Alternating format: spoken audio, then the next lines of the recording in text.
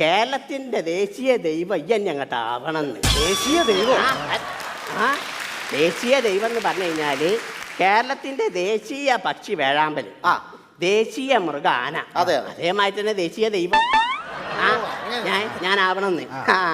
അപ്പോൾ ഇവര് പറഞ്ഞ് ഇന്ന് മുതൽ ഞങ്ങളെ മൂന്നാളെ ചൈതന്യം നിന്റെ ദേഹത്ത് കുടികൊള്ളും. അപ്പം മഹാവിഷ്ണുവിൻ്റെ ഇനി 11ാമത്തെ ഒരു അവതാരമുണ്ട്. ആ അവതാരം ഈ ആവണം.